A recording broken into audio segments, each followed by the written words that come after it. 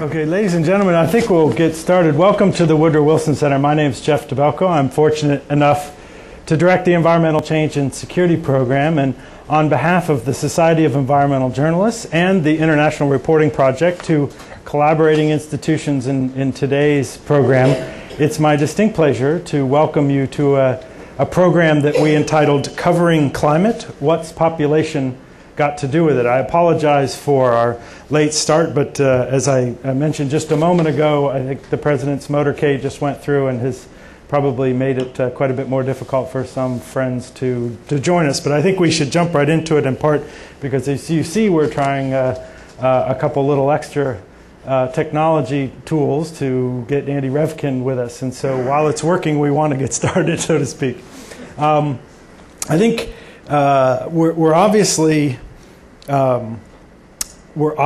at a critical point in the discussion of climate change, as much as so much of the world's attention is focused on Copenhagen, COP15, and the negotiations that are designed and meant to provide a successor to the Kyoto Treaty. One of the issues that is probably fair to say is fairly unlikely will receive prominent attention in that forum is the issue of population. Yet, as I'm sure many of you have also seen, there's been quite a bit of coverage of a few reports coming from different angles and different sources, some more advocacy, some more academic, that's trying to grapple with some of these linkages. I think it's probably fair to say that there's been some good coverage of that, some middling coverage, and then some that perhaps leaves a little bit to be desired. And so what we thought we would do was get together three journalists coming from very different perches, both reporter and editor, and different magazines with different audiences, and obviously the New York Times, a print journalism print outlet, to have a discussion with them as folks who are grappling with these issues, and have them characterize some of the links as they see it, and then also reflect on some of the challenges in covering this topic, and then engage with all of us, an audience that is a mix of journalists and practitioners, policymakers, and scholars of this issue to understand how we go forward with this, whether it's a discussion at Copenhagen or not. And perhaps that's one of the questions in terms of where are the forums for this kind of discussion.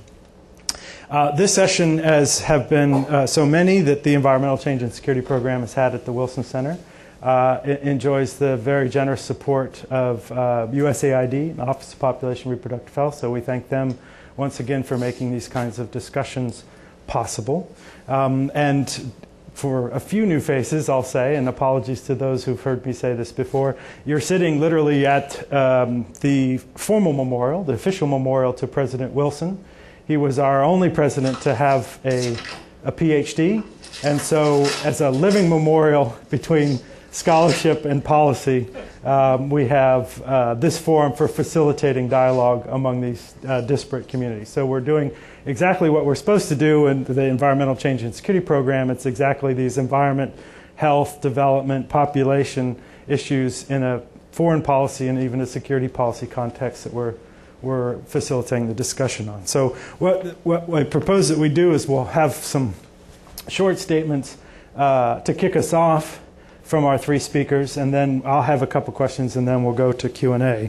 Our guests today, as I said, come from different media outlets and different media experiences, all of which I think will be fascinating to hear from. Dennis Dimmock, on my immediate left, is executive editor of National Geographic magazine, where he's the environment editor and continues to lead the coverage that the magazine is grappling with these issues. I think for someone like myself anyway, who's been given this magazine by family members since I was very, very small, it's easy to see the change in some of the coverage and the evolution of the coverage.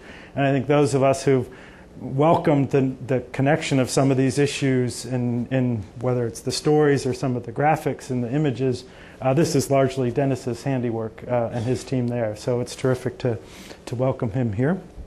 Thanks, Jeff. Emily Douglas is a web editor at The Nation. She's just recently joined The Nation. She's formerly editor at RH Reality Check, which is a reproductive and sexual health online daily, one that I'm sure many of you subscribe and have feeds from. She's written for a range of papers and media outlets, and so it's terrific to welcome Emily here to share, kind of wear multiple hats from different vantage points in her career on covering these issues. One specifically on the kind of pop side, but then obviously a much broader portfolio with The Nation. And then through the wonders of technology, we have Andy Revkin coming from Skype video. It can be done thanks to John Tyler and Paul Gratchow and our colleagues here who spent quite a bit of time setting this up for us. As I'm sure all of you know, Andy is at the New York Times, where he has a environment and climate beat, one might say the environment and climate beat.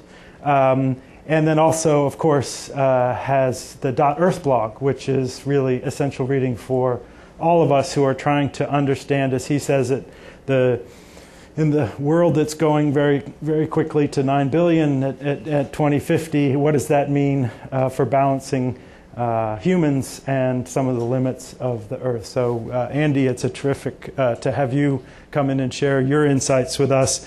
You're having survived chairing this last week the Al Gore Forum up at the Society of Environmental Journalists that Dennis and I were, Meg and some other colleagues here witnessed. Andy was very adept at keeping the trains moving, shall we say, with a challenging set of panels. When you have Vice President Gore and Congressman Sensenbrenner in the same forum, you know that it's going to be a challenge. So, Andy, it's terrific to welcome you here as well. So I think what we'll do is perhaps turn it over first to Dennis, who is going to use some slides, and then, as I said, we'll have a couple of, and Dennis is going to really have in many ways, a framing presentation and how these issues are coming together, both kind of for him, but also really to frame the discussion, and then we'll have other opening statements, and then, as I said, the discussion. So, Dennis, we can turn the floor over to you. And Emily, if you want to back up a little bit to turn and watch it. Andy, hopefully if you can get the streaming video for the meeting online, you'll be able to see Dennis's slides as well. Hi, Andy. How are you? Hi, everybody. Thanks for having me today.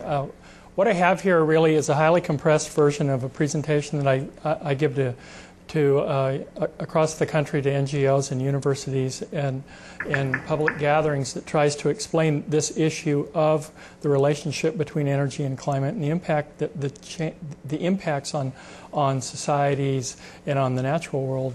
And so I'll run through this quickly. It sort of gives you this sort of 30,000 foot elevation view and puts all these issues into a larger frame.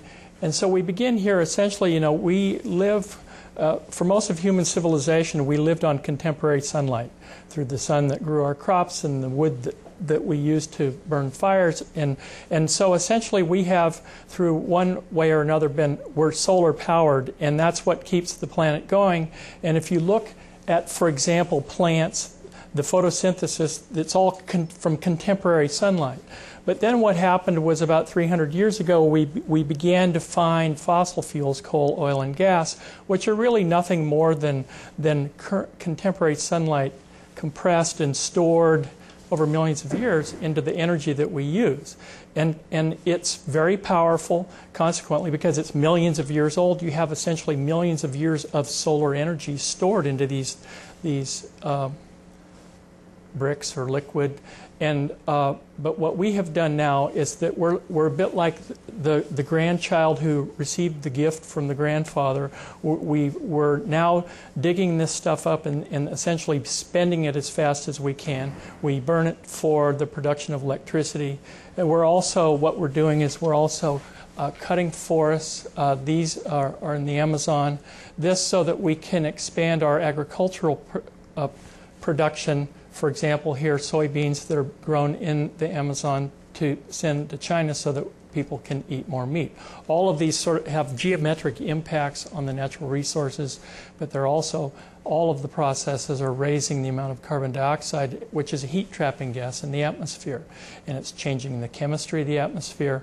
And we're seeing changes on the ground. We're seeing changes in the ice, in the glaciers, in the ice sheets, the Arctic ice cap. We're also seeing a rise in sea levels, like here on the coast of Bangladesh, land that's being inundated by salt water, not exclusive to here. But we're also seeing increased frequency of severe weather events, more floods, more drought like here in Australia. And we're also, for example, in the western United States, we're seeing an increased frequency, longevity, and intensity of fires. And if you look here, this chart that was published 2 years ago, the International Panel of Climate Scientists basically shows three basic trends: that we're seeing rising temperatures, rising sea levels because of that water that's coming off the continents, and water is warming in the ocean basin, so it's expanding. And we're also seeing a decline in northern hemisphere snow cover. But this system that we are in the middle of, the one that powers the lights that allow us to sit here today, the coal, the oil and gas, we're deeply embedded in that system. And the scale of the challenge before us, if we choose to unhook ourselves from it, is immense. And to think that we're somehow simply going to go to solar and wind is I think we're deluding ourselves. We can make a significant movement over time, but right now we're heavily invested in natural gas and in oil and in coal. And to quote John Holdren, for example, the greatest environmental damage that we see on the face of the planet tends to come from our exploration for and use of energy, like we see here in these mountains in West Virginia, which are being flattened to get at the coal. And then you have the world's largest, essentially, conveyor belt in the United States, when you have about 600 coal-fired power plants that each need about 1 train load of coal a day. So you have 600 trains constantly going across the country or more, this to produce 50% of the electricity that's generated in this country. And not all of that electricity that we use is for needed purposes. But it's not just that, it's also, I think we need to keep in mind that, for example, the oil that we use in our society is not just for transportation. Everything you see in this picture here comes from oil. So many products in our life that we enjoy, depend upon, also come from the fossil fuels. And as we continue going down that track, we're going to continue looking for new sources, like here in Alberta, the oil sands, the tar sands. 5% of the oil in the United States comes from the tar sands now, the oil sands. And unless we slake our thirst for things like petroleum, we're going to go down this unconventional path as supplies of easily available crude become harder to get. Tar sands, oil shale, and then you can, if you must, you can convert coal to oil. So this is what you get when you get the tar sands, but this also comes at you get the energy, but it also is a more carbon-intensive process to get at this. So where's the correlation? Well, let's talk here first in terms of 1958. Charles David Keeling started studying, well, was CO2 in the atmosphere going up? And so he went to Mauna Loa and started an experiment. It's one of the famous experiments in this science, and what he was able to determine that, yes, the amount of carbon dioxide in the atmosphere was going up at about 2 parts per million per year. The zigzag you see on the line there is actually the Earth breathing in its seasons. The bottom of each line is the spring and early summer in northern hemisphere. That's when all the deciduous trees in the northern hemisphere are putting out their leaves and they're soaking up CO2. And the top of each line is in the winter when those leaves have dropped. So you get interannual variation, but it still keeps going up. And we're about 1/3 higher now, the amount of CO2 in the atmosphere, than we were since the start of the Industrial Revolution. And in fact, just last week there was a study that was published in the journal Science that said the amount of CO2 in the atmosphere now is higher than it's been in about 20 million years. So you take that curve, that rising curve, and then you take a look at this curve. So I was born in 1951, and there were about 2.5 billion of us. We're currently above 6.7, and depending upon fertility, what happens with that, we will be somewhere around 9 to 9.5 billion people. So there's a correlation between CO2 and population. And it's that we live in a world of more people, more money, and more things. And that all distills down to the need for more energy. And if you look here at the illuminated world, what you also see is many areas, the areas where we live in Europe, many of the developed countries, you see lots of lights. But you also must keep in mind that a quarter of humanity does not have access to electricity. So while we are trying to constrain our own demands, a quarter of the planet would love to have at least a small piece of what we have. So we're in this sort of double vice, trying to constrain our own demand, yet also trying to provide the opportunities for people who have little or none. Just a second. 2 years ago, I was on the Hill, and James Anderson from Harvard gave a presentation on how much energy we're going to need by mid-century to meet those demands of rising population, rising aspiration, trying to give people better living standards. And he said 3 times the energy supply in 2050 that we have now. And already globally, 80% of our energy comes from fossil fuels. And he put that into terms that made it accessible. What it meant was that we would need to build the equivalent of 1,000 gigawatt coal-fired power plants a year for 40 years. So that's more than 3 a day to just meet projected future energy demand for a growing world, more people, more material needs, more jobs, more money. Already, for example, in China for years, they've been building the equivalent of about 2 of these plants a week to grow their own economy, but also to make all that stuff that we love to buy. So to what effect, really? This map that was done with us, with the Goddard Institute of Space Studies, shows actual temperature increases on the planet from 75 to 2005. And if you look up at the top, what you see, the red, that's actual measured average temperature increases greater than 7 degrees Fahrenheit. If you look at large areas of the western United States, the orange, that's actual measured average temperature increases of nearly 4 degrees Fahrenheit over a 30-year period. So it's not models, it's actual shifts that we're seeing in the changes of temperatures. And if you come here, the National Climatic Data Center has been measuring what are the hottest years. Ever since weather records have been kept, these are the top 10 years. And of the top 10 years, 8 of those warmest years have been the last 8 years. So what we're seeing are changes in the land, we're seeing changes in the ice. This is Chucaltaya in Bolivia in 1994. This is the same glacier in 2005, virtually gone. This is perhaps the poster child of the whole changing planet. This is the Arctic ice cap in '79 when it was first photographed in September by NASA, showing at the end of summer when the ice is at its smallest how big it was. This is 2005 when 20% of it had gone. So it took 26 years to lose a fifth of it, and then by 2007 they lost another 20%. The melting is in 08 and 09 is not as severe as this in 2007, but what we're also seeing is an increase of younger ice across the ice cap, which makes it more vulnerable to long-term melting. Or if you take a look at Greenland, which is the world's largest island, ice on it about 1.5 miles thick, enough water stored in the ice to raise sea levels by about 20 feet if it were all to melt.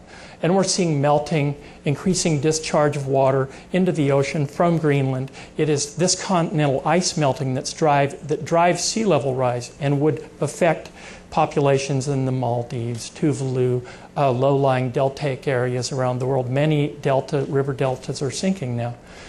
This is from Jonathan Overpeck in Science in 2006. This shows what Florida would look like if all that ice in Greenland were to melt. But we're already, just based on IPCC projections, we're already on track to lose good portions of the southern Everglades by the end of the century. Beyond that, though, it's this question of more wet, more dry. We're seeing sort of an exacerbation of weather cycles. If you look here, precipitation, this is that same 30-year period chart from NASA Goddard, and the brown is showing percentage decrease in precipitation, the green is showing more. So what we're seeing in some areas is more precipitation, and we're also seeing a desiccation in others. For example, in places across Africa, places where they depend upon rain-fed agriculture and they don't have the money or the capital, the infrastructure to capture, store, and distribute water. They're the ones that are very vulnerable. And if you take a look, for example, at the Murray-Darling in Australia. We did a story in March this year on this issue. The Murray-Darling is instructive because it's the agricultural region of one of the Western industrialized nations that's now having to confront a chronic shift in climate. And there are lessons for our own country, the Western United States, as our own Western states warm up and dry out. Like here, we're seeing snowpacks in the Cascades and the Sierras are not as big as they used to. There's less water content in those snowpacks. And California already is in a multi-year drought. And so its agricultural production in the Central Valley was cut severely this year because of a lack of available water. But we're also seeing other sort of counterintuitive surprise effects. There have been an increase in, for example, in the southwest of dust storms. And those dust storms were throwing lots of dust on the Rockies this year, and what's happening is it's like it changes what's called the albedo of the mountains in the snow, and it's causing that snow to melt earlier. And the peak melt runoff on these mountains in the San Juans this year was a month earlier.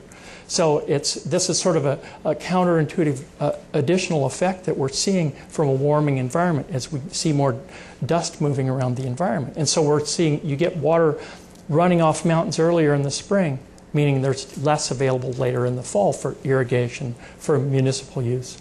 But we're also seeing more fires, more intense fire seasons across the western United States. And for example, this iconic picture from October 2007 is what we can expect over the long term to be more frequent as temperatures warm and dry. But it's not just the warming and the drying, it's the increase in severe weather events like here. In 1993, this is the Mississippi. This was called a once in 500 year flood. This is Cedar Rapids, Iowa, last year. This was called a once in 500 year flood. Earlier this year, there were severe floods on the Red River in Minnesota. That was called a once in 500 year flood. I heard one scientist in St. Louis last year say it seems like we're getting these once in 500 year floods every 7 or 8 years now. So in one sense, I mean, some people are going to benefit. Like if you're an air conditioner salesman, great. But then you also have to contemplate the feedbacks that are going to be involved. And what it means is you have a warmer planet. You try to cool yourself off more. That requires more electricity. Where do we get it? The majority now still comes from carbon-intensive fuels. So you're in this vicious loop. As you try to cool yourself, you're going to drive more warming. And it's also going to drive food insecurity. We're already seeing droughts. Kenya, for example, severe desiccation. There was a study earlier this year in Science, David Battisti from the University of Washington, and it was about this idea of what we can expect mid-century. We're going to see heat waves and droughts across vast areas of the tropics and subtropics where half the world's population lives on about $2 a day. And that will also affect the hydrology, the availability of drinking water for the populations. And also is going to, as seas rise, that's going to change the topography of the land. Places like Bangladesh are online to lose portions of the land. So you're dealing with this question of where are people going to go. So we really are, if you're talking about climate, you can't talk about climate absent a discussion of the energy. If the connection between carbon-intensive energy is driving temperature changes, can you decarbonize the energy economy? Well, you have to to do it at scale, you have to do it at tremendous scale. And you're going to have to do a better job of capturing the power of the sun and the wind, whether it's things like large-scale solar thermal installations, whether it's a rooftop solar PV decentralized, whether it's wind in large scale or it's wind localized, whether it's better fuel economy in vehicles across the board, or better energy efficiency, much greater penetration of mass transit, doing a better job of moving people around.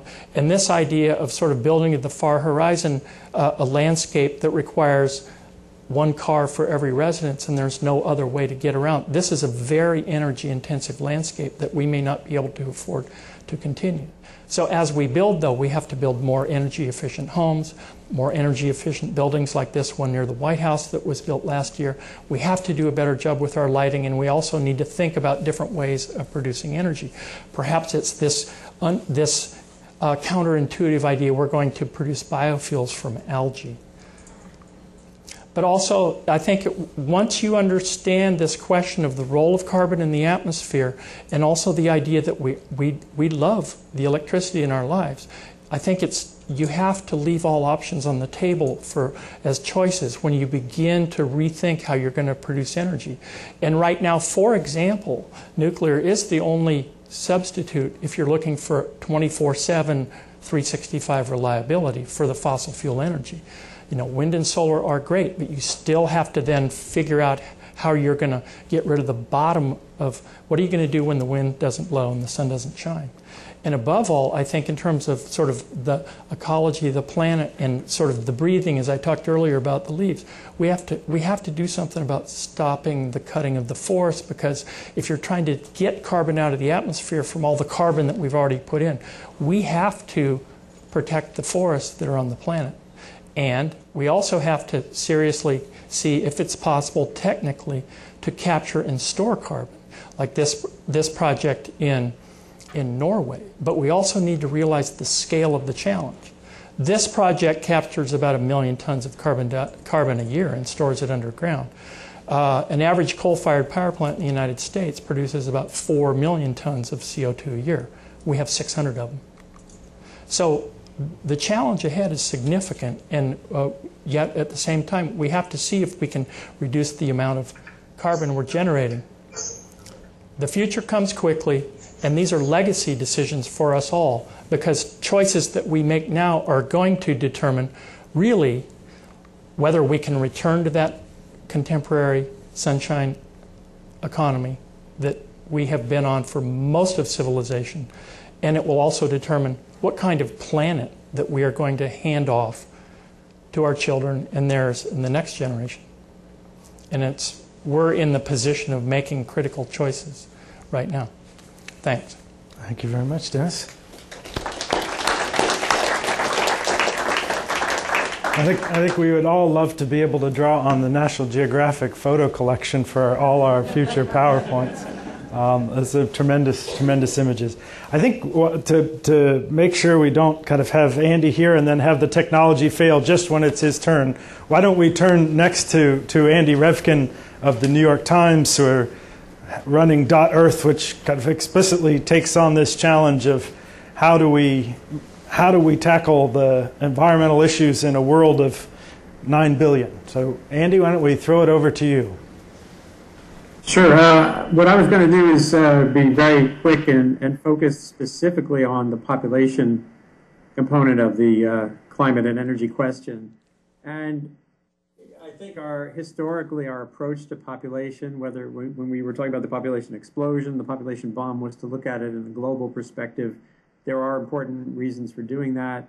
Our overall energy use, our overall emissions of greenhouse gases. You know, the atmosphere doesn't care where the gases come from. It just cares that they accumulate. But in this century, as I've been diving into these issues more and more, it's become clear that both on the impacts side, in other words, what are the populations that will be exposed to risks related to climate change, and on the side of where do you do the most work, in other words, where is the biggest issue, whether you're looking at a per person energy use or whether you're looking at trends in populations. You've got to look with a more close-up lens, not the wide angle. And very early in .Earth, it's been going almost 2 years. Next week it'll be 2 years I've been doing this blog. It's about 760 posts in 2 years. But an early one was called what I call the population cluster bomb. And I explored the reality that we live in a world now where some countries are seeing imploding populations. Russia, the older Asian countries, and we have areas in the world where fertility rates are still extremely high, and where you have explosive population growth. Jesse Ausubel at Rockefeller University splits the world into imploders and exploders. So on the vulnerability side, you have to look at places where you have hugely increased numbers of people moving essentially into harm's way or being born in harm's way, if you're talking about sub-Saharan Africa. And so it's important to not just think about population in this sort of meta way, but to think about it in terms of what it means for Rwanda has gone from a population of 500,000 to more than 5 million in 35 years. That's a crisis with or without the global warming component coming. And what it means is that in areas of the world where there are significant risks that could be amplified by human-driven climate change, like urban severe flooding and severe rains like we saw in Manila recently, you have a second population driver that's really important to think about, which is urbanization. We are now in the urban age. If you've been reading National Geographic or reports by the Rockefeller Foundation or my blog, you know that we're now living in a world that's mainly in towns and cities, not in rural areas for the first time in the history of the human species. And that has big implications in terms of how cities can be beneficial and reduce our energy use, for example, and also how they concentrate risk. So if you're in a city that's prone to urban flooding, like many semi-tropical megacities are, and you have, again, very large increasing populations, most of whom are marginalized or very poor, they're not living in the dry parts of the city. They're living on the steep slopes that could collapse in a mudslide, and they're living on flood plains. So I try to keep track of population standpoints, and I think it's important to kind of break the vulnerability question down that way. Now, the overarching question on emissions trends, when you start to think about that number, 9 billion, a lot of cheery suppositions or assertions you've heard about how we're going to decarbonize the world without too much effort. And there are plenty of people who still feel that's doable. But when you run the numbers, that assertion kind of gets challenged in a hurry. And I'll give you one other way to use population together with emissions, what we know about emissions intensity. In other words, the emissions of someone in the U.S. versus someone. You start to figure out, well, suppose we all, I did a thought experiment on .earth maybe a year and a half ago. I wrote a post called, what if the whole world were equal in emissions? And I said, okay, so here we are in the U.S., we're gluttons for energy. Our emissions of CO2, the main greenhouse gas, are about 20 tons per person per year. And you take India, where it's less than 2 tons per person per year. Obviously, by any stretch of the imagination, neither of those levels of energy use and emissions are sustainable. Most developing countries crave more energy access, and if the whole world went to 20 tons per person per year as it went toward 9 billion people, you're talking about a buildup of greenhouse gases that even Richard Lindzen, I think, one of the prime skeptics of the significant human impact on climate, would say would lead to a lot of warming and a lot of environmental change. So let's take a number in the middle. As I did on the blog, I said, suppose we all become Europeans. The whole world does this amazing heavy lift between now and 2050. And the poorest countries in the world that have, where 400 million people in India have no electricity, and 2 billion people in the world are cooking on firewood or dung. They come up to European level of energy use and emissions, 10 tons per person per year, which is, considered a thrifty thing. You have wealthy, prosperous cultures and portrayed as environmentally progressive. And suppose the United States somehow magically cuts in half its energy intensity, its use of energy, its emissions per person between now and 2050. So that brings us to 10 tons per person. So now we have roughly 9 billion people in the world doing this remarkable thing of the poor becoming richer and the rich becoming less wasteful of energy, and we end up all living like Europeans. That's 90 billion tons of carbon dioxide emissions a year. That's what you end up with, 9 billion times 10. It's a pretty simple calculation. And that's 3 times today's current annual emissions of carbon dioxide. So to me, thinking about population and trends in population, is a vital component of, it's a vital reality check for assessing policies you hear about on global warming. And you can do that in other ways as well. So remember, just remember that. So if the world does the heavy lift of all becoming like Europeans, we have tripled emissions of greenhouse gases by 2050. That implies to me we have a lot to do, a lot more to do than some people might imply. And so, by the way, even if you come in and we're lucky, and we come in at 8 billion, which would be highly lucky, most of the trending these days, most of the demographers are trending toward more than 9 billion. But suppose we do 8 billion at 10 tons per person per year is still 80 billion tons of CO2 per year globally, which is still nearly triple of today's emissions. So the other thing, then you look at the United States a little more closely, as I did on the blog recently, and I wrote a piece saying, how many Americans what is the optimum size of America, essentially?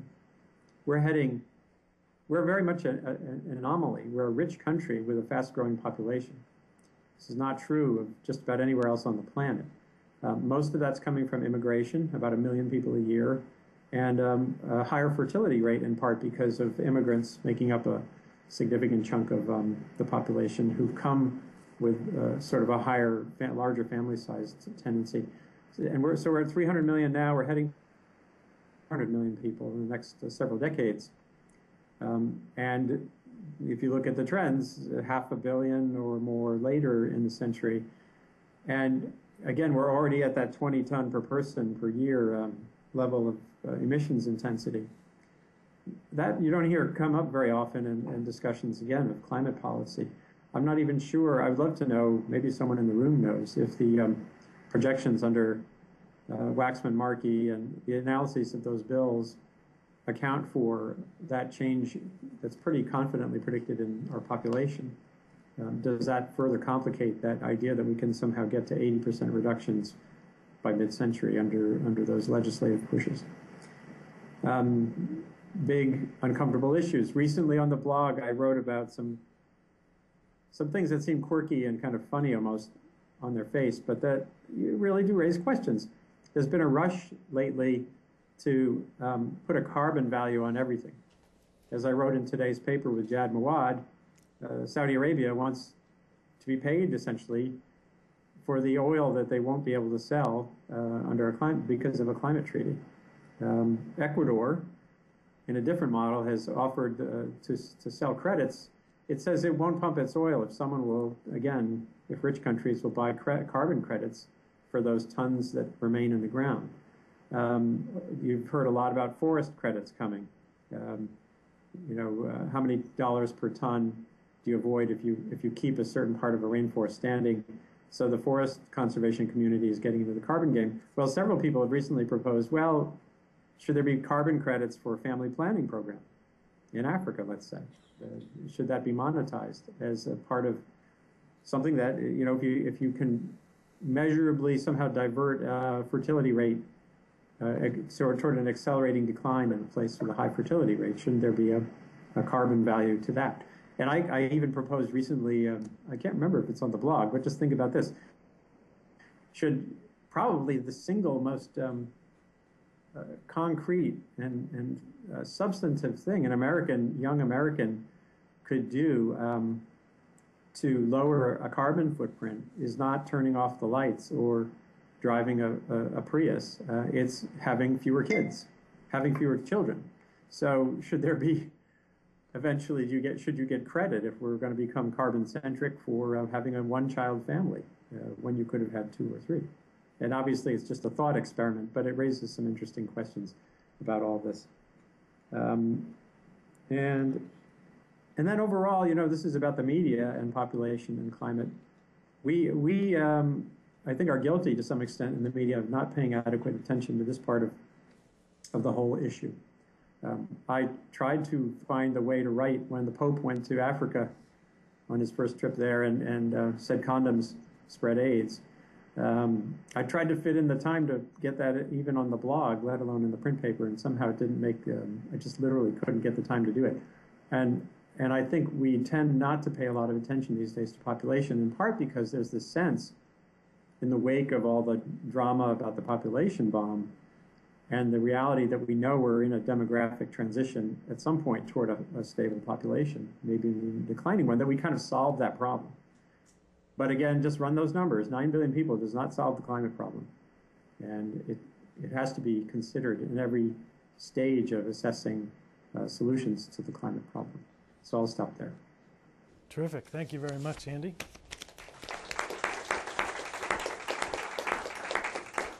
That's great. So last but certainly not least, Emily Douglas from The Nation. Emily, would you like to make a few comments? Is this working? Are people hearing? No. No? I shouldn't put it up higher. Oops. I think that might be better. So I'm glad I'm going third because I think our presentations became specifically a little more specific onto population and onto reproductive health, and that's what I'm going to talk about the most. So I've geared my remarks towards reporters and journalists who might be new at covering the intersections between population, climate change, and reproductive health, more so than advocates who've worked on this in this field for a while, but I hope what I have to say is of use to all of you guys. I want to acknowledge up front that I owe a great debt to Population Action International, on whose research I'm relying for a lot of what I'm discussing today. And I saw on the participant list that there are a few PAI staff who are perhaps in the audience, so I hope if you're here you'll add to what I'm saying and correct me if necessary. So as all of us on this panel undoubtedly do, I'm encouraging us to take a nuanced view of these issues. And I'm particularly encouraging us to look at population not only from the perspective of the environment, but also from the perspective of individual women and their human rights, their right to determine the number and spacing of their children, and not purely to depress fertility rates in service of mitigating climate change. So I want to offer some background on the pressing need for family planning services around the world. 200 million women worldwide have an unmet need for contraception, and lack of family planning services accounts for 60 million unintended pregnancies worldwide each year. That means that a third of the total number of pregnancies every year around the world are not planned or unintended. In sub-Saharan Africa, 1 in 4 married women wants to use contraception but has none available. So it's clear there's a significant unmet need for contraception and family planning services all around the world. And in fact, gains in access to contraception and family planning services during the 1960s meant that population grew far less than the UN later predicted in the 70s and 80s. And when that expansion in access was taken into account, the UN Population Division adjusted its projection for the 2000 world population downward from 6.26 billion in the 1990 projection to 6.06 billion in the 1999 revision. So it was assumed that these contraceptive services, these family planning services that were now available to the first world would become available to the developing world, and population projections for further into the future were adjusted downward as well.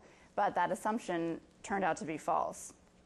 In fact, after the 1994 International Conference on Population and Development in Cairo shifted the focus of population programs from hitting demographic targets towards a framework of human rights for women. And in that framework, women are understood to have a fundamental human right to determine the number and spacing of their children, as I said. Interest in funding family planning programs decreased dramatically, and world population grew more than estimates assuming widespread access to family planning services had predicted. So we again went through a cycle in which population estimates were adjusted upward. The population projected for 2050 in 2006 was 9.6 billion, and it was only 8.9 billion in the 1998 projection. So all this underscores that understanding the population and family planning connection is crucial.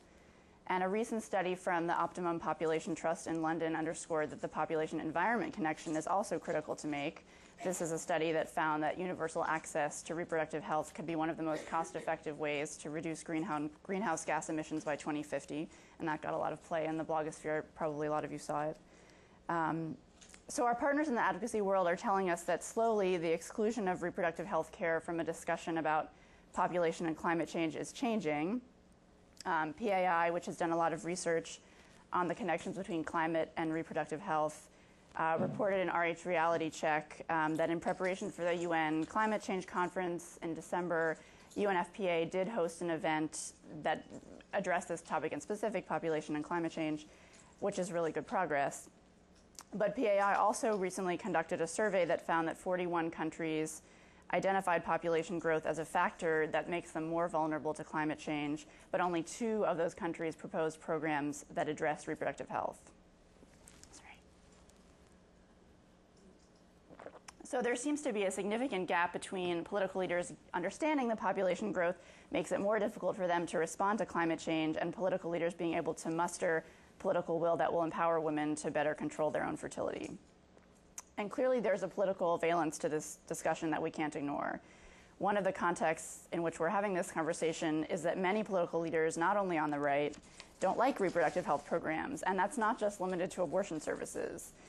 Religious conservatives don't just target the availability of abortion care. They have a long history of targeting the availability of birth control, and they seriously malign political leaders who advocate expanded access to contraception through public funding.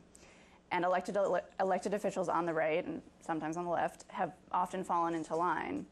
During the Bush administration, the U.S. refused to fund UNFPA, the UN Population Agency, on trumped-up allegations that UNFPA supported coercive family planning practices in China, a charge that was disproven on multiple fact-checking visits. The other political issue we face, and Andrew got to this a bit, is that we're obviously not talking about population growth in the developed world. Sorry, we're talking about population growth in the developing world, not in the first world, where the fertility rate has already reached around a replacement level. And the history of population programs which are focused specifically on the developing world is not an uncomplicated one. Lori Mazer, who's editing a book titled A Pivotal Moment, Population Justice and the Environmental Challenge, calls the space between reproductive health and rights and environmental movements something of a demilitarized zone. And this isn't without good reason. So as I mentioned before, prior to the ICPD in Cairo, population programs pushed coercive methods at worst and curtailed choice around contraceptive technologies at best for a lot of third world women in order to reach demographic targets. So it's not surprising that reproductive health advocates are wary of talking about these essential services from a population perspective, in which they become instruments in a larger fight against global warming rather than human rights goals in and of themselves. But I still come down on the side of those who say we have to talk about these connections, if only to prevent a return to the days of coercion. And we need to talk about it so we understand this issue at a level beyond more people means more emissions. Environmental writer Fred Pierce has written that even if we were to achieve zero population growth today, that alone would not solve the problem of climate change. In fact, there's an ongoing debate over whether population growth or increasing consumption levels contribute more to greenhouse gas emissions. We have to remember also that it's not just total population, but also the age of the population, the proportion of the population living in an urban setting versus rural setting, and household structure that affect the climate system. When PAI set out to study the effect of population on climate change, they created multiple models that would show the differing effects on emissions in societies experiencing varying levels of population growth, different levels of economic growth, and different levels of technology transfer. They found, and I'll quote to make sure I get this right, higher population growth means more greenhouse emissions. But with the same population growth, different economic and technological patterns produce very different emissions outcomes. And under certain circumstances, the effects of economic growth and technological changes tend to be more substantial than population growth on future carbon emissions for at least several decades. So it's not population growth alone that determines a country's future emissions output. Another thing to consider, because the world is becoming more urban and developed countries have largely reached replacement rate fertility, UN population projections predict that almost all population growth will occur in urban areas of developing countries. Another prediction made among demographers is that households will shrink, and PAI research found that per capita energy consumption among small households is far higher than in large households due to the loss of economies of scale. So these factors, the size and composition of households, the urban-rural distribution, the economic growth of a country, whether there's an increase in access to technology that makes energy cheaper, all complicate questions about population and climate change. We also can't talk about this as though all people added to the world population produce greenhouse gases in equal measure, and that's also what Andrew was saying. The world's richest 500 million people, that's 7% of the global population, are responsible for 50% of the world's carbon dioxide emissions. Meanwhile, the poorest 50% are responsible for just 7% of emissions. Since all population growth is likely to occur in urban areas of the developing world, the emissions produced by individuals in regions where population is growing won't produce anywhere near the level of emissions that those of us in the developed world do. So one last perspective to consider, even when you are looking at climate change from for population from an environmental standpoint, it's not just about emissions and climate change. Women with access to reproductive health services are healthier and they're better able to deal with the impact of climate change. And we know that climate change is inevitable. According to the IPCC, greenhouse gas emissions will continue to increase at least until 2020, meaning global warming will result. Poorer countries are going to need adaptation strategies, and one of these strategies is to allow women better to determine the size of their families. So I hope that's some food for thought. As I said, the connection between population, reproductive health, and the environment are crucial connections to make. I hope we do so with a full commitment to reproductive rights for women for their own sake, and with a comprehensive understanding of how multiple variables, not just population size, determine a population's greenhouse gas emissions. Thank you. Great. Thank you very much. Terrific. Well, I'd like to take the chair's prerogative and ask the panel a couple questions to kick off, and then we'll go to questions from the audience. And I'd like to start with asking, maybe we'll start with Andy, and Emily, you also mentioned this recent uptick of coverage, often pegged to a report, whether from the UK or the Oregon State study and such, that's starting to try to really put some numbers and associate with, you know, the kind of emissions reductions that might be gained by providing the services that would reduce population in different places and what those profiles mean. And you both talked in terms of some of the kind of really fine-grained questions around that. And I think many of us know that there are some other pieces that are in the peer review process that we're looking for to help us better understand these. But maybe, Andy, starting with you, you've covered a little bit of this on the blog. What kind of reaction are you getting? Because from my kind of following it on the blogosphere, it surprises me that it seems to be kind of a black or white, it's all population or population has nothing to do with it. It's all consumption. And there's kind of this somehow inability to see the point that all three of you made, which is these things are intimately connected. It's not an either or. That's a false choice. But are you, in the reactions that you get, because you get many, many comments on the things that you're putting up on the blog, how has that broken down? And certainly, are you seeing any change in how those responses are coming in? Well, you know, the blogosphere, as I've learned over the last 2 years, is very much a subset of the whole of discourse, and it tends to be dominated by voices with particular points of view. Most people get involved in a blog or as commentators because they're representing a position professionally, or because they're passionate about it. ClimateProgress.org, Joe Rahm is, he's a very passionate guy, and he shows it every day. And he also has a very strong point of view, which is all about, the solutions that come from the legislative process. He's probably touched on population on climate progress, but I doubt you'd find, if you did an analysis, that it was there very much. Yeah, no, he explicitly said that he was not going to do it. Yeah. Can you hear me okay? Yeah, no, absolutely. I was just saying that he had a column that explicitly said he was urged to write about population in this context, and he was explicitly not going to cover it and not consider it. Probably because he knows that the basic trajectories, the demographics, are hard to adjust. It's not like you can kind of go out there, as they did in China, and say, thou shalt have one child. Mm-hmm. So that's a reality. But again, and so people come at me for bringing it up sometimes. I guess the bottom line is that there are advocates out there who are totally attuned to the population issue. And for them, that is the issue. And then there are others. It is ultimately, though, a mixture. It's all about people and impact. And if we all were vegans and didn't have to commute and didn't need electricity, we all lived in San Diego, which has the lowest number of degree days, heating and cooling in either direction, then the world would probably be pretty be okay.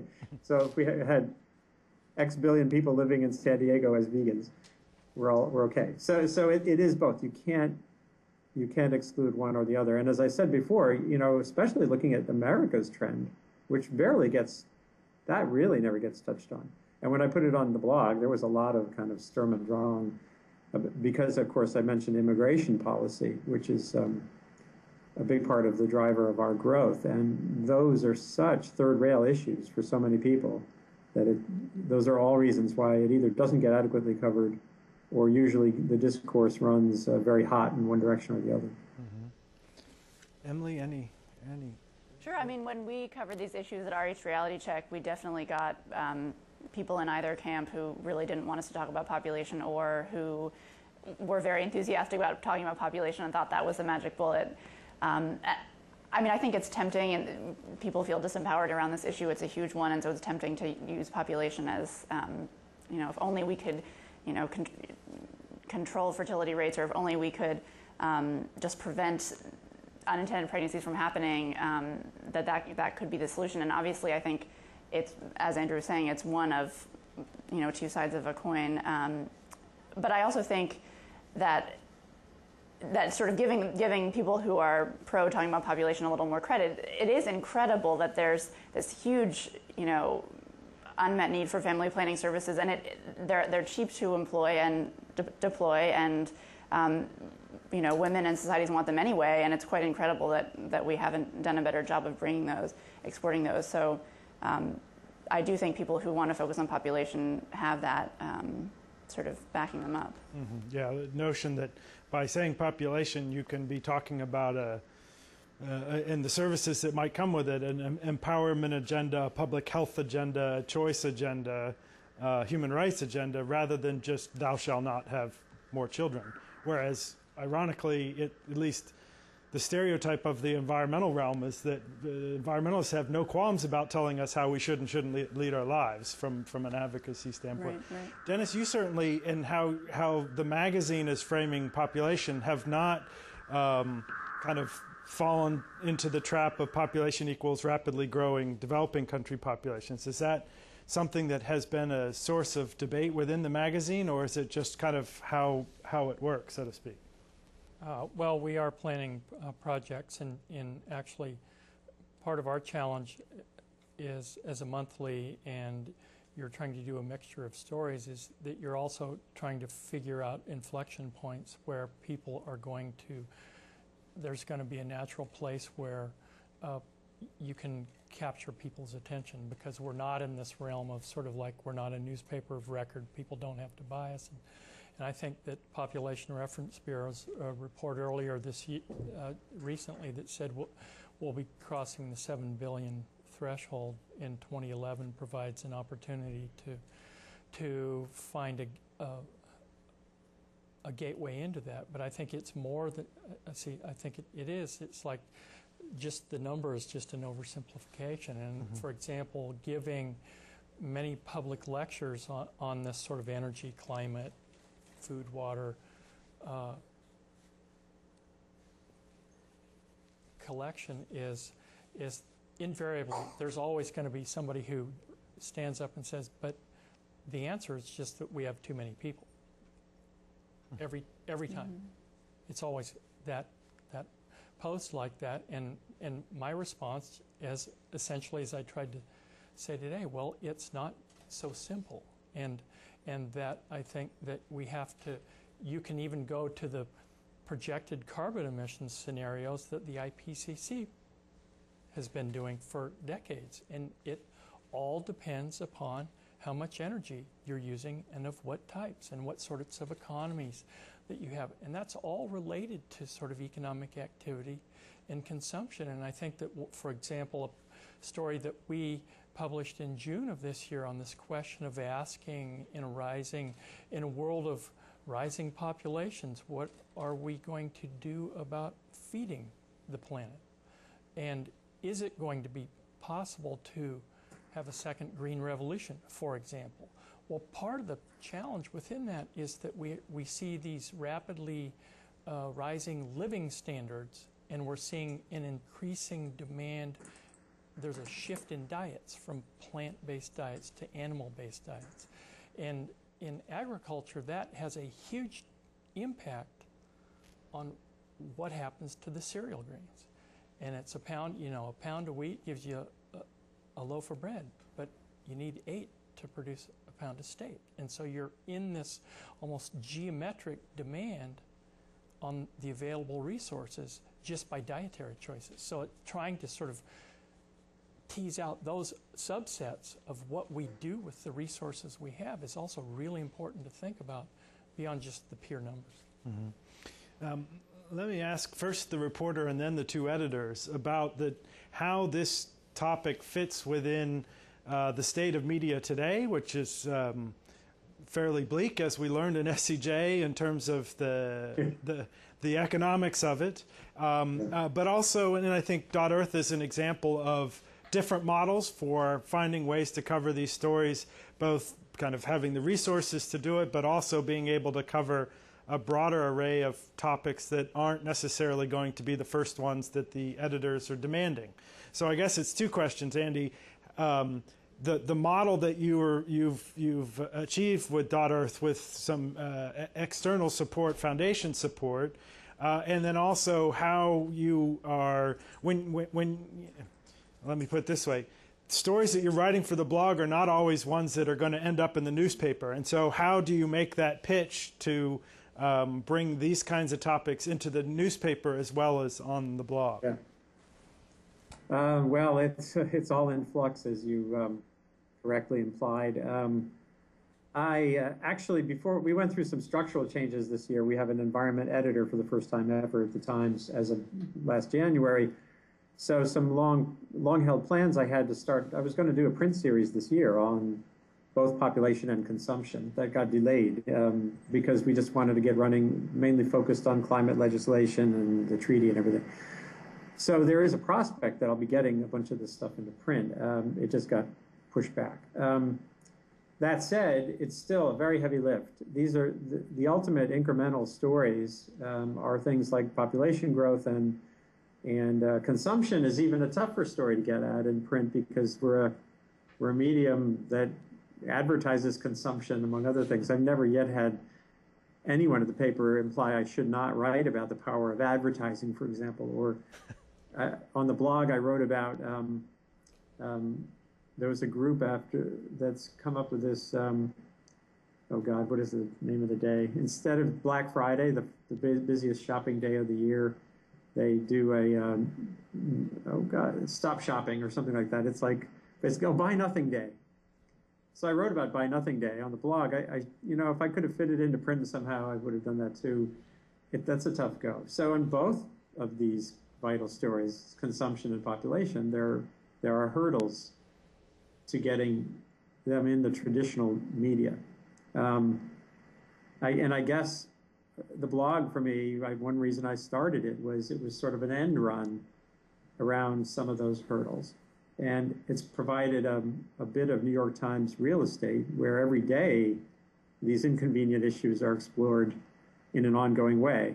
And while each individual post does not have the heft of a front page story, the cumulative audience and the cumulative impact is not insubstantial either. The blog does draw several 100,000 unique people a month, and they're engaged in these issues or they wouldn't be coming. So it's, to me, it's a way to get on the table topics, even as I prepare somehow to get them into print, to have them kick-started. And of course, there's much value journalistically to the interchange kind of journalism that you have on a blog. I'm asking questions and people are coming up with all kinds of threads of thought that I hadn't really absorbed before. Mm-hmm. Mm-hmm. Great.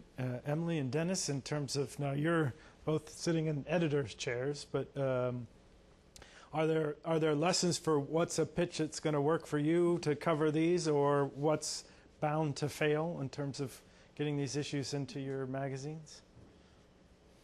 Well, I would concur that actually blogging is a really fantastic venue for this. I know this doesn't quite answer your question, but I just want to say that I think that's a terrific way to cover an issue like this, which is very complex. There's new bits of information coming all the time.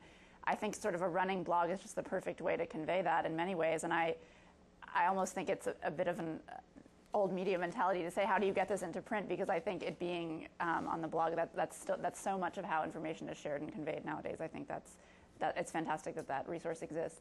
And also make a pitch for some niche publications like RH Reality Check, which do cover this issue consistently and allow experts to cover the issue too. I think that's more and more going to be the model.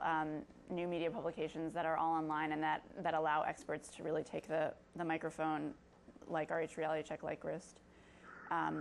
So that's just a word in favor of blogs and new media. I think in terms of pitches that work, I think ones that show nuance. I've certainly gotten pitches that just, it's clear that the person has an agenda on one side of this debate or the other, and wants to use the piece as a forum to argue that alone. And I think it works better when the journalist makes it clear that this is an issue around which there is a lot of gray and there are a lot of sort of raw nerves. So I think that works for me. And other sort of generic pitch things like pegging it to a very newsy thing is always helpful, and surprising how often people don't do that. But I think that's what I'd say on that front. I think the major challenge that we face as we're still dominantly a print publication, but in fact we're different now than we were even 5 years ago, even though we circulate primarily in the United States. One, we have a very long lead time, unlike a daily newspaper. I mean, it may take us 9 months to a year in terms of starting a project until it gets put into publication. And then beyond that, we now are much more of our circulation is international. We have 34 what are called local language editions. So about 40% of our circulation is actually overseas. Editorial staffs overseas are taking the stories and the department material and the front matter that we have in the magazine, and they are translating it, but they're also building in, it's a bit like the 725 local insert on the Today Show. They're looking for local angles, local sidebars. Some editions are even doing their own feature stories. So in the sense of our long lead time and also our vast sort of international circulation now, we have to sort of take almost the long view on many of these things. So if it's sort of the longer contextual view. We did a story on soils last year, and it took us 10 years to do that. From inception, we didn't work on it 10 years, but it took a long time to sort of get sort of internal constituencies aligned to support it. And it didn't help that the editor of the magazine was an ag major in college, but it was those kinds of things. But I think it's these sorts of what we can do, in a media landscape that's in flux. I think one thing that we can continue to do is to try to take some of these larger global issues and put them in a contextual framework so that when people read about them on the blogs or in the newspapers or in the news magazines, sort of the framework that we've tried to apply to them helps people understand why they're reading certain things in the news media. Mm-hmm. Okay, I think this would be a good stage to turn to some questions from our audience. We are, as I should have mentioned up front, we're webcasting this event live. So what that means is I'd like for you to wait for one of my colleagues to bring you a microphone. Let us know who you are and pose your question, and feel free to pose it to the panel or direct it to someone specific. So who would like to kick us off? Why don't we start here, and then the gentleman in the back, and then down to Jason.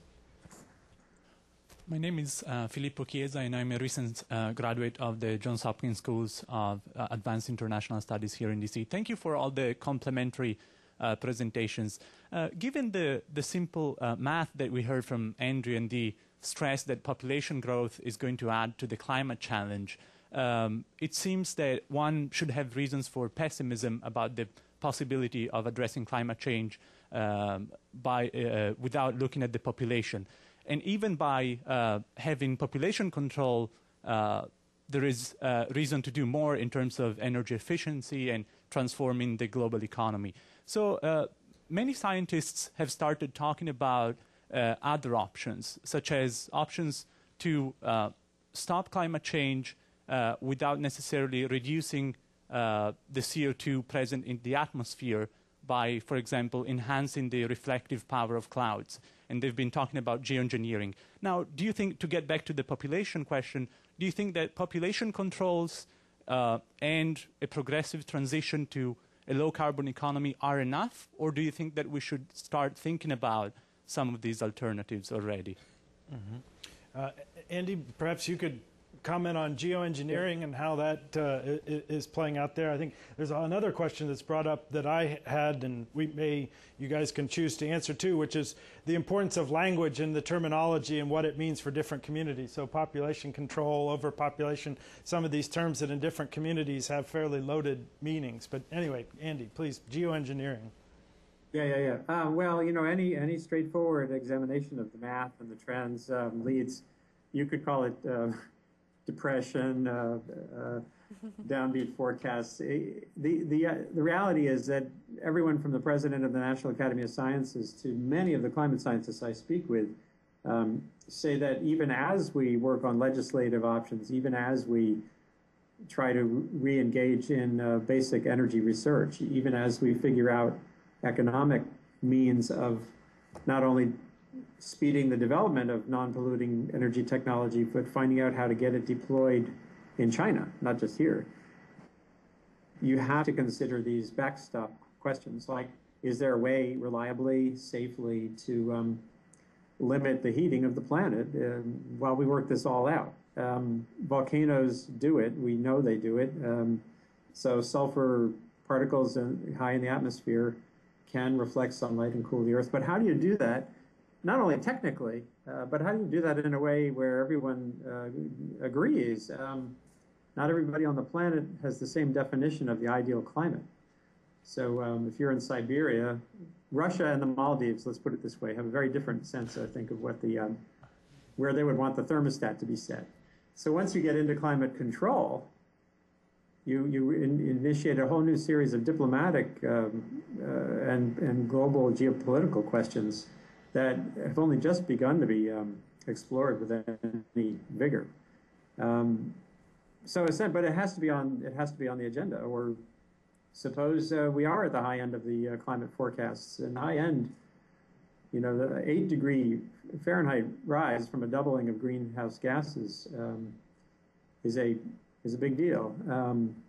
We're in between the IPCC scenarios are in between 3 and 8 degrees for a double concentration of CO2 from what it was in the 1800s. And it turns out that science starts to point in the other direction, that maybe we're more in the less discomforting end of the warming, then maybe we won't have to worry about geoengineering so much. But if you're not actively investigating options and we hit a wall of some sort, then that would be a regrettable situation, many experts say. A couple of months. And the terminology question is a whole other question. Mm-hmm. A couple of months ago, we actually did publish a short article on the whole idea that you would somehow get into space millions of light-reflecting disks. It was inspired by research by Roger Angel in Arizona, and the idea was that if you have been unable to decarbonize your economy, the temperature of the planet is still going up. What are you going to do to try to cool it? And the letters that we got from readers were amazing. It was like, what in God's name are you people doing, publishing this sort of wacko stuff in a respectable magazine? That said, in March, we were in Colorado at the Aspen Environment Forum that we organized with the Aspen Institute, and we held a forum specifically on geoengineering, and Ken Caldera of the Carnegie Institution, who's been studying ocean acidification, posed provocative question. He said, so what would it take for the President of the United States to unilaterally make the decision to start altering the atmosphere by, for example, injection of sulfates into the atmosphere to cool the planet? What would be the situation that might cause the President to do that? He said, would it be extreme drought and massive crop failures in the grain-growing regions of the United States? And Caldera said, probably. So, I mean, these sorts of questions are being considered by serious scientists, as David Keith of the University of Alberta said in that session, probably for no other reason than to understand why we should never go down that road.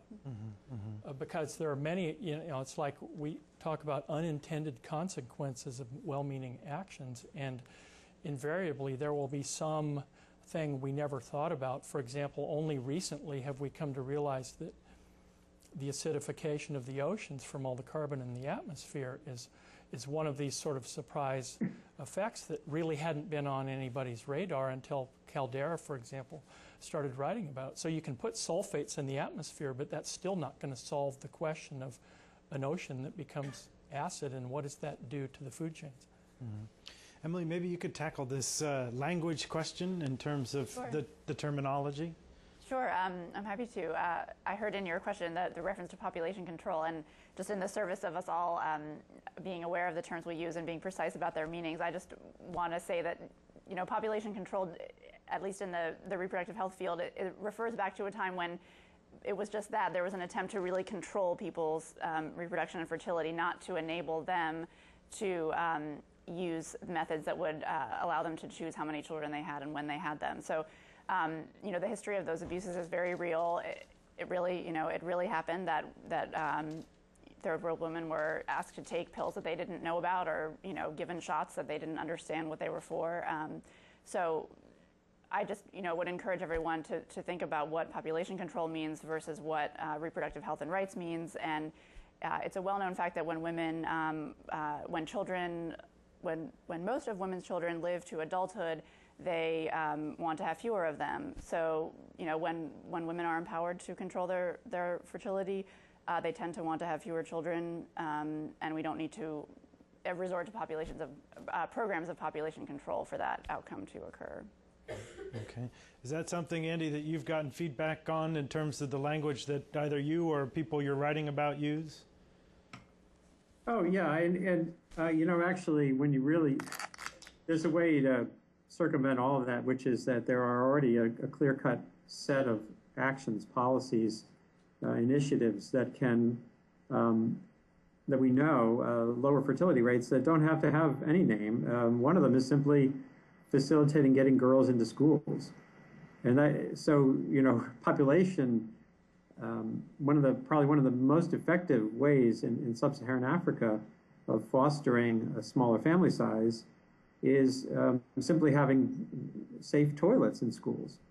We wrote a story, one of our reporters in Africa a year or two ago that I wrote about on the blog as well, wrote that many girls entering middle adolescence stop going to school because they're menstruating and they don't have a safe, secure place to go to the toilet. And so when they're not in school, they're not learning about their bodies, they're not becoming educated in ways that can foster more control over their choices. And it's very clear, the surveying in places like Africa, as you heard before, I think, is clear that the unmet need, that you don't have to encourage people to have smaller family sizes. There's already a huge bank of unmet need. There are women who want smaller family sizes. No one has to be forced to do this in these places. And that's, so the language question is almost irrelevant if you get to the root of the drivers that lead to the things that end up leading to more kids. Okay. Terrific. There's a gentleman in the back, and then down here to Jason.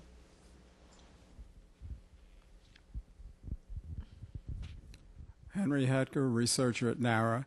At the Hitachi lecture on climate change, the first one was presented at AAAS in fall of 2008. I presented a theory that the waters of the Earth would rise more rapidly on the equator due to the throw weight of the Earth. As the Arctic and Antarctic ice melted, the water would gravitate towards the equator.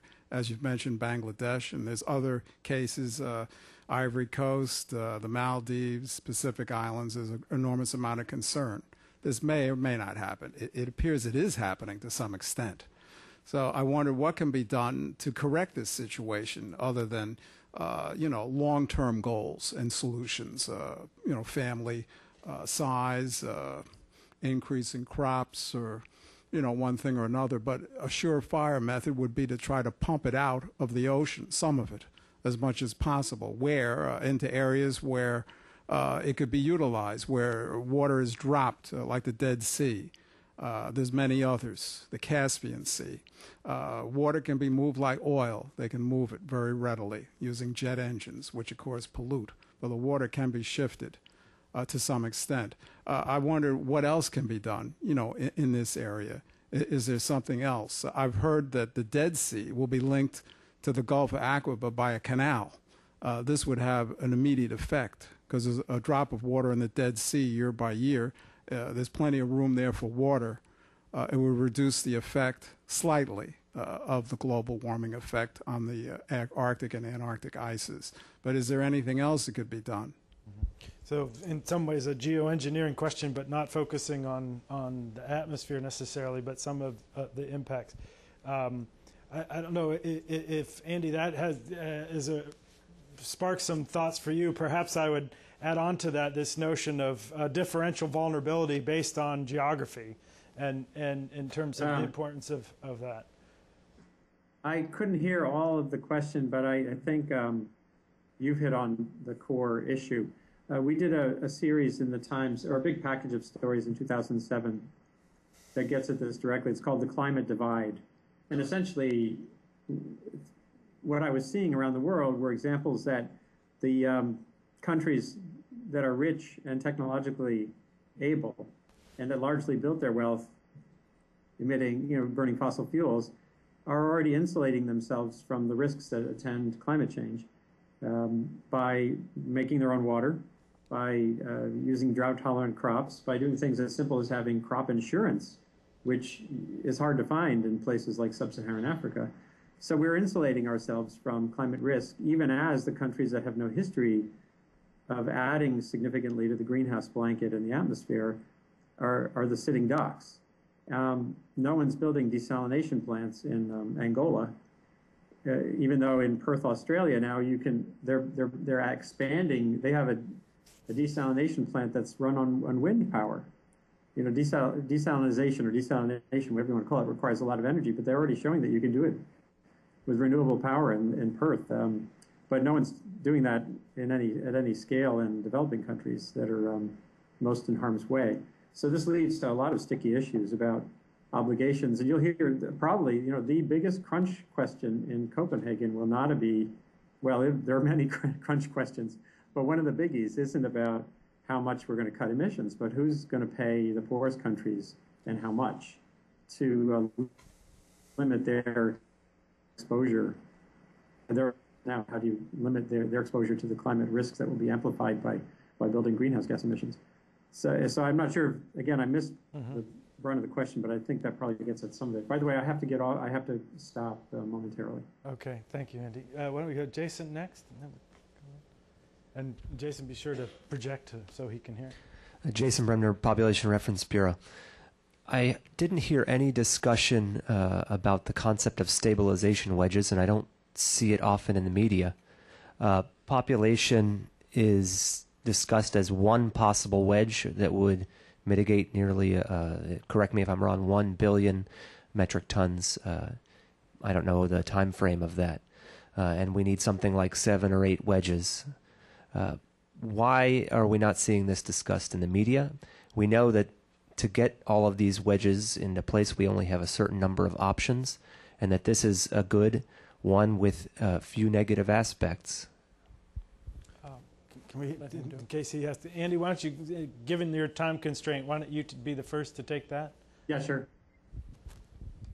Well, we in our Energy Challenge series that started in 2006 and is kind of continuing, I did a long piece in 2006 that really looked at the wedges and said you can't get there from here remotely with our current level of initiatives, even on the energy technology front.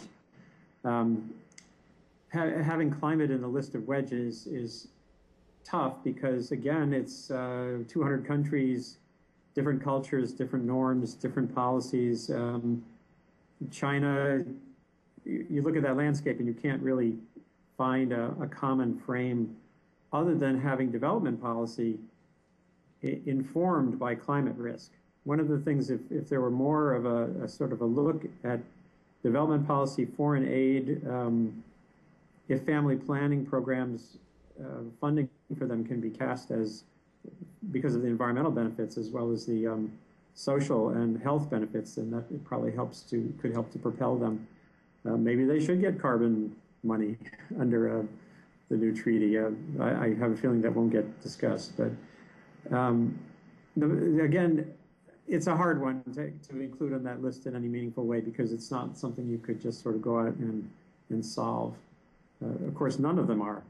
Building the number of nuclear power plants you would need to avert 1 billion tons of coal-generated CO2 a year is not something we know how to do. It's 800. That would be 800 new nuclear power plants worldwide between now and 2050. That's twice as many as exist in the world today. So there are all these wedges are challenging. By the way, this gets back to that reality that was mentioned at the beginning. This is a really tough problem. Can I ask a quick follow-up to that, Andy, and then we'll go to Dennis, which is the step back. Is it difficult even to, in places that you're reporting, to use the wedges as a frame for discussion? Is that viewed as kind of too jargonistic or esoteric or disconnected from the audience that you need to talk with? I mean, is that one of the impediments to talking about wedges, is with that kind of out, that's for the scientists and not for the broader discussion? Well, it's one, you do need to break a problem down into its components. And any look at at decarbonizing a growing world has to sort of look at different sectors. Transportation, house, buildings, to get any kind of handle on where to go. The McKinsey folks who did that, a different kind of graph. It's a horizontal set of bands indicating, going from left to right, the things that you could do now that are free or profitable, and then going up in gradation toward the things that will cost more and cost more and cost more. And it gives you a sense of priority. Obviously, in fact, I have a piece running in tomorrow's Times. I think it's on the front page. From oil and gas facilities routinely right now in quantities 10 or maybe even 100 times greater than the EPA has ever acknowledged. And methane is the one greenhouse gas that's also a commodity. It's natural gas. Methane is essentially natural gas. So until I see evidence that the world is serious about capturing the one gas that's a commodity already, valuable fuel, and a clean one, then I have doubts about the other things. But hopefully the article, again, by drawing attention to these things sequentially, I'm writing about methane. We're doing a whole series this year called By Degrees on low-hanging fruit, the stuff we could be doing right now at zero cost or even a profit. Obviously, the more attention we pay to those things and the more society gets engaged on a track record that starts to build toward getting at the bigger lifts. And I think that's the best thing the media can do, is sort of chart the course. Okay. Dennis? Yeah, actually the stabilization... And I'm going to have to turn off now, so I really appreciate being able to be part of this while avoiding adding to my carbon footprint. Right. Thank you very much, Andy. Really appreciate it.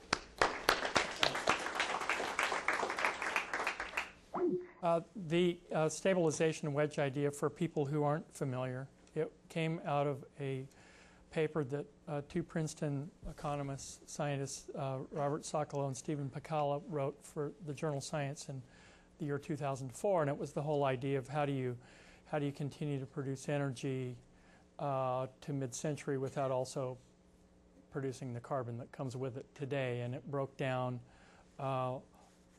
into all these categories. In fact, the slideshow I gave you today, the longer version uses the stabilization wedge rubric as the structure for what are we going to do, how can we decarbonize the economy. But when you're in the express lane version, sort of some of the stuff gets stripped out.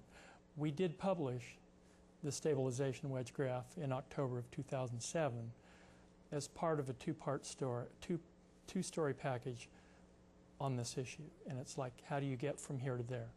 the steep mountain. And so the graph was originally published in August of 2004. It was what, 7 wedges?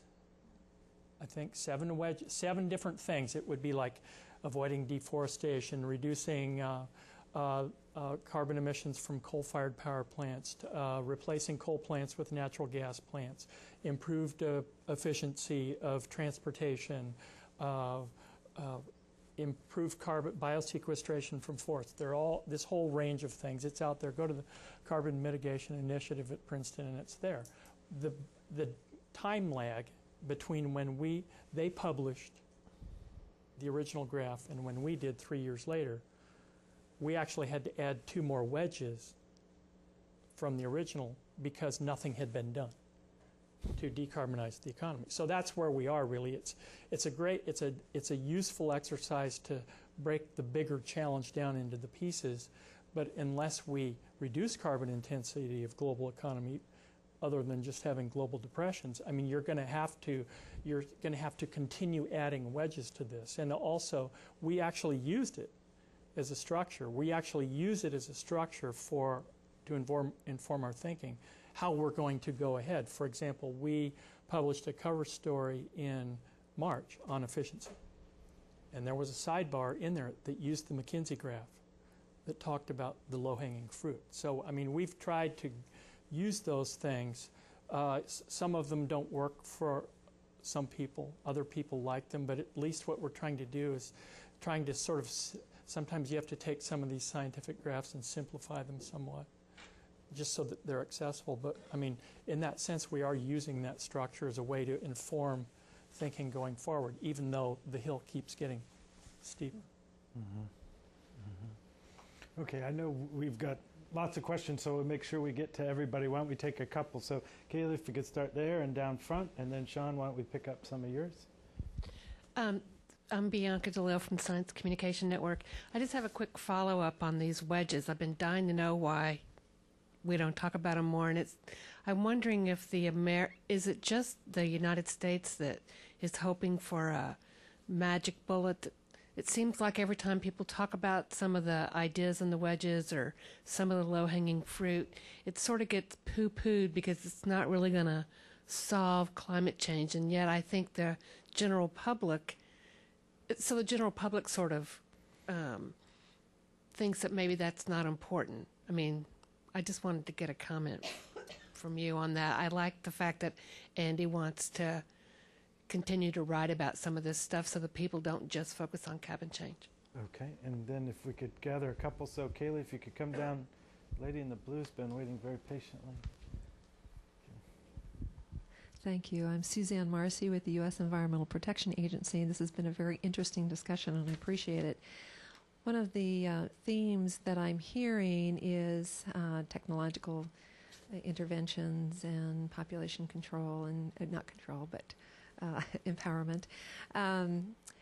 One segue just mentioned was stop deforestation. I'm curious about discussions that may be going on with ecosystem services, the services that ecosystems provide to us. And one of the things we're seeing is that by not attending to protecting those services, we've got ourselves in this pickle.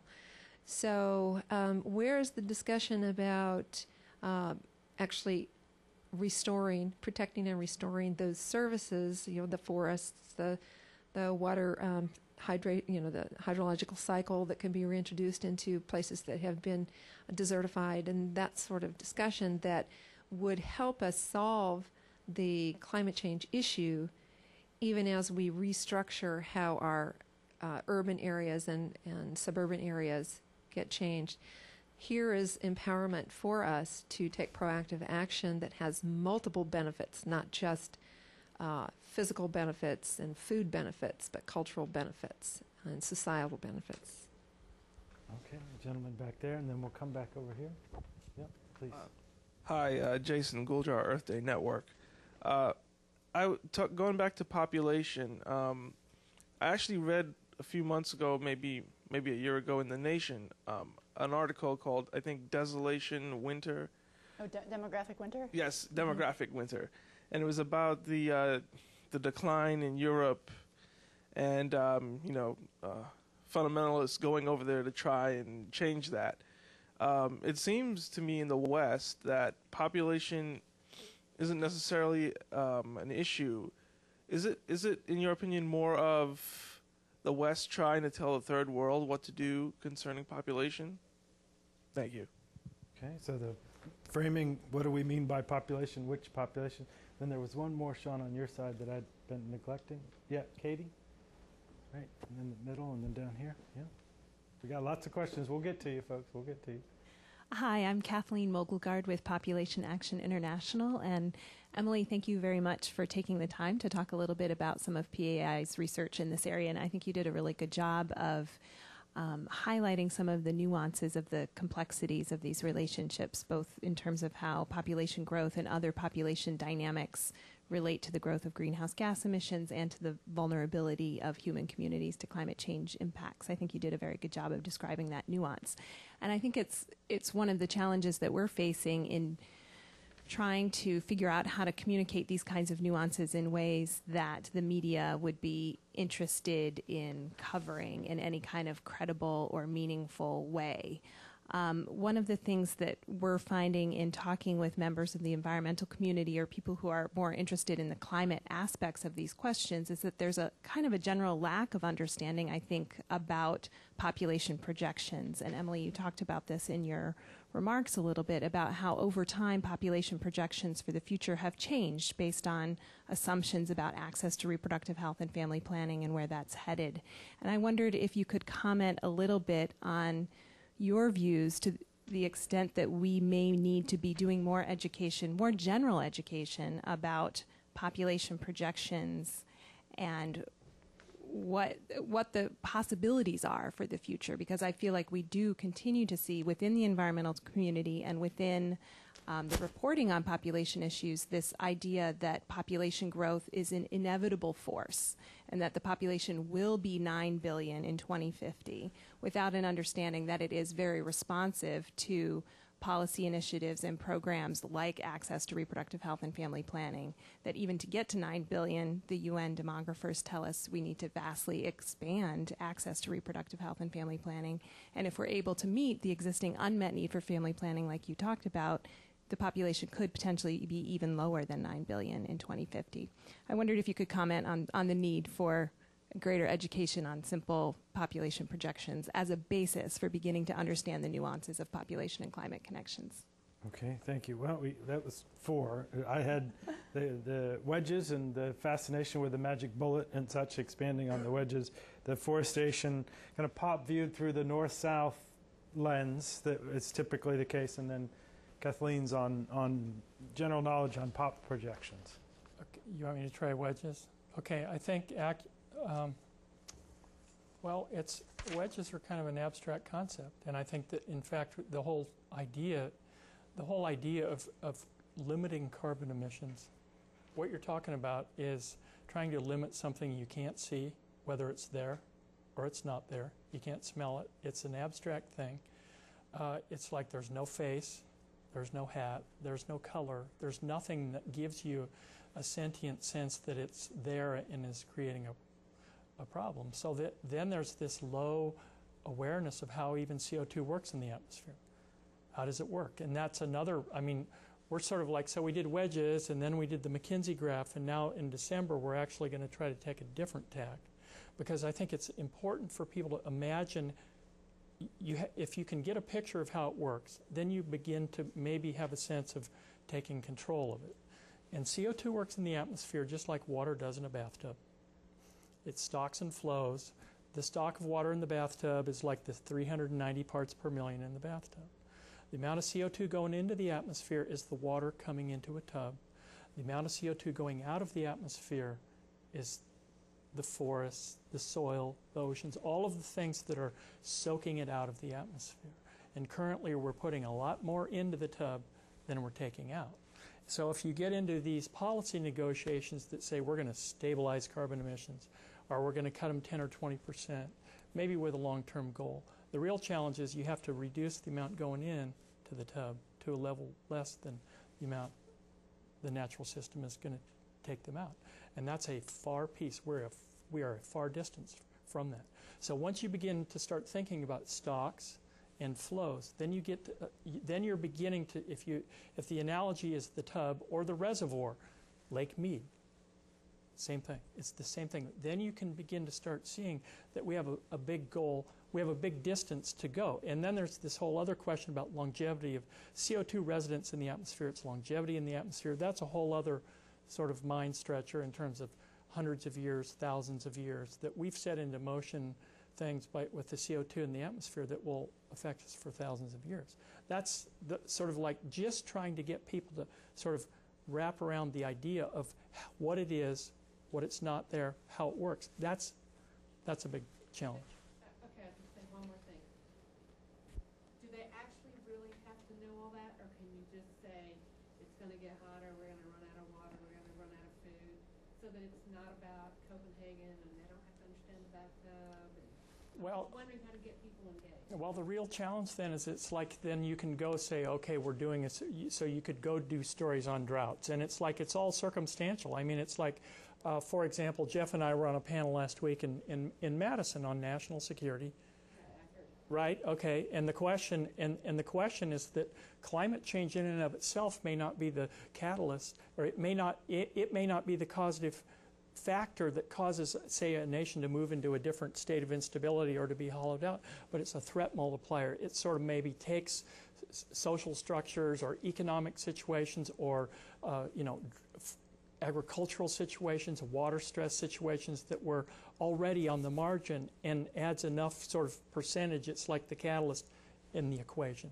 And it's hard to say, it's like you cannot pin Katrina on climate change. You cannot pin an individual weather event on climate change. If you saw a long-term trend in the increased frequency and intensity of storms in the North Atlantic over a long duration, maybe you could. But single weather events, what you have to do is look for sort of the accumulation, like an increased frequency of severe weather, severe storms, increased frequency of severe drought. If you start seeing a sort of a structural shift in the behavior of weather, maybe you can begin to attribute it to that. But it's really hard to sort of like say, well, this was caused by this and this and that. And the other thing on your question, I think it's in the realm of ecological restoration.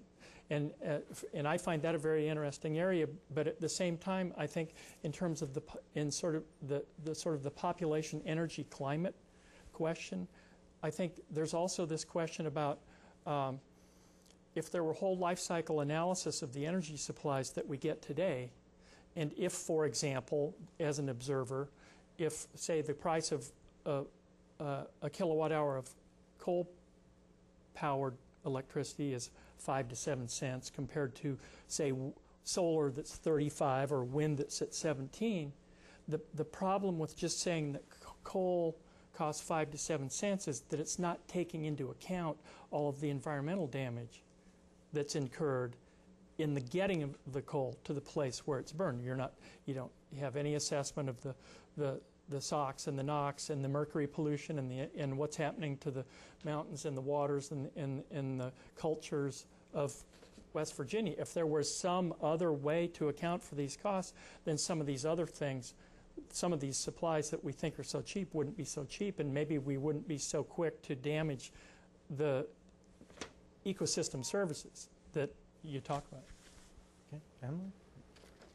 Okay, so to the question in the back, the article that was referenced was called Demographic Winter by Catherine Joyce. Catherine went to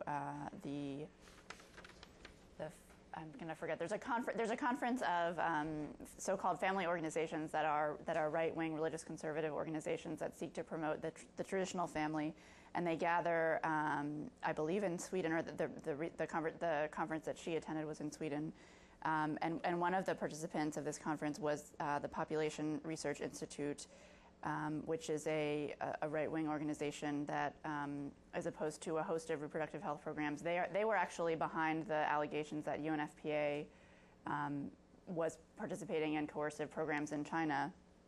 And they also make very alarmist claims around the decline in the European population. And so Catherine's article looked at this sort of intense anxiety around decreasing population in countries, where the population tends to be white, and the sort of corresponding alarmist rhetoric around countries where the population tends to be of color.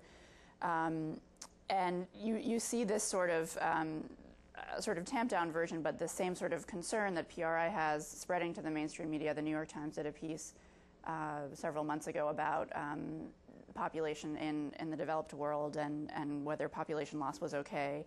And they actually, I think, did a fairly good job of it. They reported on some cities in Northern Europe that are losing population and handling it pretty well. They're sort of in a careful and intentional way, sort of knocking down certain parts of cities and becoming more dense. But to get back to demographic winter and the sort of the question that you asked, is this really the first world which is not worried about growing population? In fact, maybe some people would like it to grow even more. Just telling the third world what to do and telling them not to have more children of color.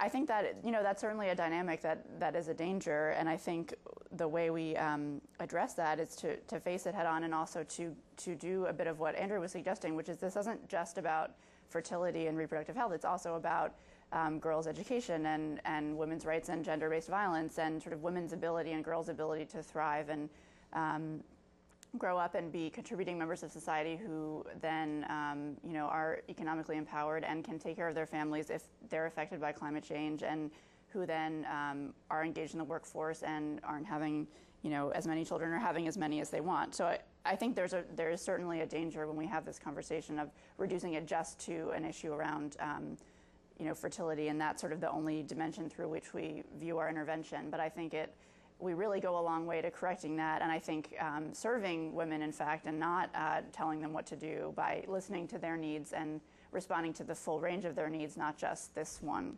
aspect of it. So I hope that gets to your question.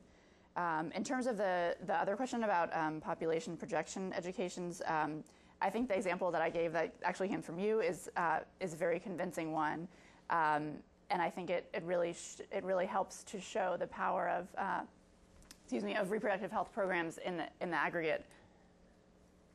But I can see why there's a resistance to doing that, because I think it feeds very much, keys off very much on the prior question, which is that sometimes we don't want to see these programs in aggregate because we need to stay focused on the human rights dimension and the fact that even if they have sort of large-scale effects, our reason for supporting them and promoting them is sort of based on a human rights lens. So.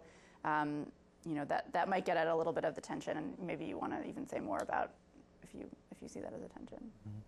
Well, I'm going to say we have 5 minutes left. We have a number of questions. If we could gather those very quickly, and then we'll give you guys a final word, so we get it in before the web cuts off. So there's one back there and one down here. At least get those two. Make sure.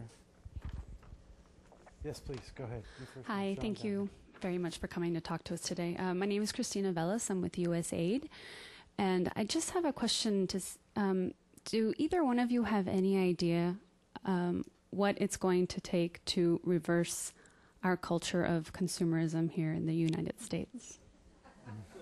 Make the recession worse. Okay, please, go ahead. Thank you. Heather Jeffen, Attractive Corporation, private. I work a long time with United Nations, World Bank, and AID.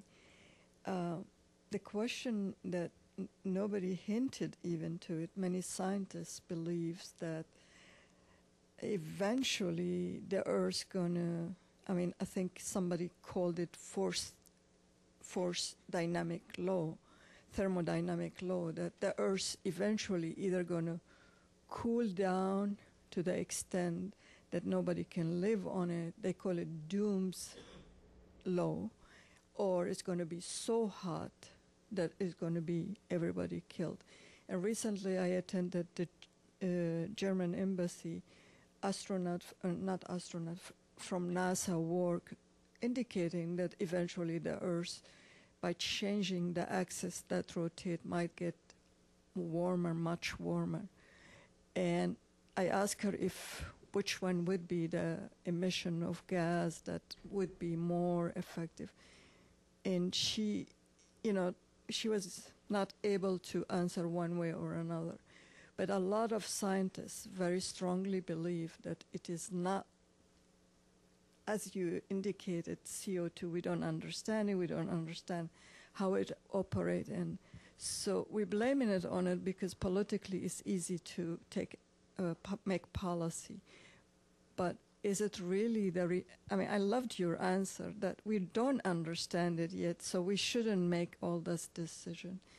The second is a lot that Lester Brown talk about Earth's policy, and he was talking about the civilization is in danger. We are going to be extinct unless we do something, and it is a combination of population and climate change all together, linked together. But he sees unless we stabilize the population, we're not. But we have the technology, but we are not able to do it yet. So how all this fit? I mean, it's fantastic what you presented, but it's just so in magnitude that how we can put hand on to it and try to. Yeah, I think perhaps it's not surprising that we end with kind of two really big questions on the really big scale in terms of the massive challenge of consumption and these kind of larger sets of limits. And I'm sure a challenge for you in terms of writing these stories about the kind of worst case scenario that may scare everybody but scare them into inaction because they say, well, what's determined to be doomed, so why not live for today? So the challenge of asking these big questions in the kind of pieces that evoke action rather than dejection. It's tough to be an oracle for sure. And I know Lester very well. I've read his books. It's like, who can predict the future?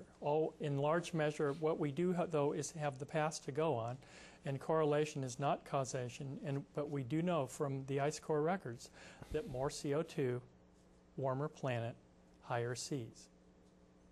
And we have more CO2 in the atmosphere today than we have had in hundreds of thousands of years. What we have not seen yet is the commensurate rise in the temperature of the planet and the rising of the seas. We're beginning to see those changes.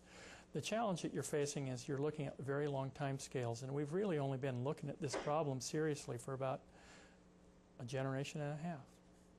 And all we can do is use the best knowledge that we have from the past, but we haven't ever faced this situation where we've put so much CO2 into the atmosphere in such a short period of time. And in the past, it was actually temperature that led. And the change, as you point out, the change in the behavior of the Earth around the sun, its rotation, the shape of its orbit, has all had an impact on the beginnings and the endings of ice ages. But CO2 has always played a role in that. In the past, CO2 rose after the temperature went up because plants started growing and we started getting respiration. So now CO2 is leading, and if past is prologue, then the past tells us that temperatures and temperature and sea level are bound to rise. We're seeing indications. As to consumption, gee whiz, that's one of the great questions of civilization. I don't know, what would be the first thing you do? Put a carbon price on everything? I don't know, because I think that the dollar prices aren't adequately, it comes back to what earlier about the sort of the whole life cycle analysis of things and what impact on the overall Earth system for what marketing and advertising creates wants and desires in us to acquire. They're big questions. We could be here for many hours. Emily, any final thoughts? Well, the nation never shies away from doomsday scenarios. So a funny story is that when they've done 2 climate changes, or they're going to do another one in November, and they did one in 2006, and there was an article about flying, and the conclusion of the article was that if we want to have intercontinental travel, we're going to have to travel via blimps. So I felt like that was the nation being very very doctrinaire and extreme, but probably not wrong. But to the point about consumption, yeah, I think things should be more expensive, and that would do a lot, and certainly reflect the, better reflect the price of their real price. Mm-hmm. Okay. Well, we're ending close on time. I really appreciate the two of you, and of course Andy before, and some very good questions from our audience.